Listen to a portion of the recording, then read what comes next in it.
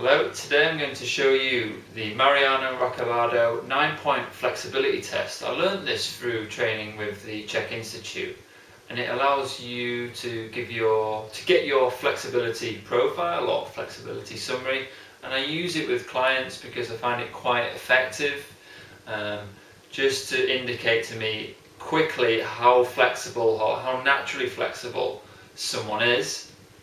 Now, we'll go through the test. It's really simple. It's something you can do yourself, and I want you to have a go yourself to see your flexibility profile. Now, the first one is, can you get your little finger to 90 degrees?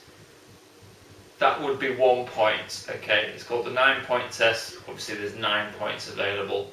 That would be to 90 degrees, so your finger would come there. Mine obviously doesn't there.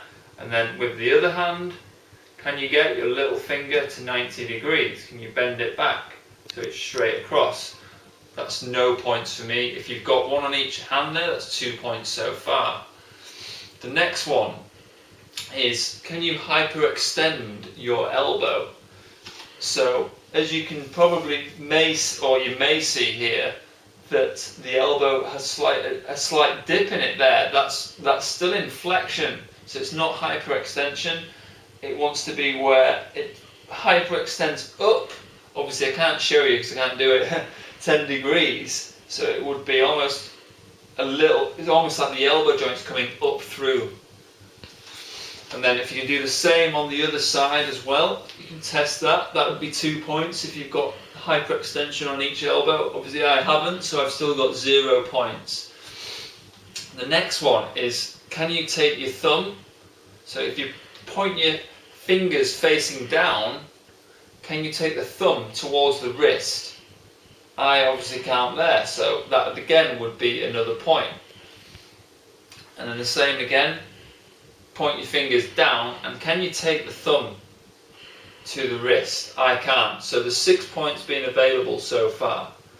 The next one is, can you hyperextend the knees? Again, it's similar to the elbows. I'll just show you here quickly. I can't quite hyperextend the knees here. So again, you can see here that there's still an inward gap. So there's a curve going here inward. It would need to be going back outwards. I just probably can't do it there. That would be another 2 points there if you were to score that. Just put my flares back. The next one is, can you keep your legs straight and touch the palms on the floor? Obviously I can't do that. That would be 1 point, so that would be your 9th point. So obviously you've seen me, I've scored 0. That means I'm really tight. The norm for this is 0 to 2, so that's the kind of physiological norm.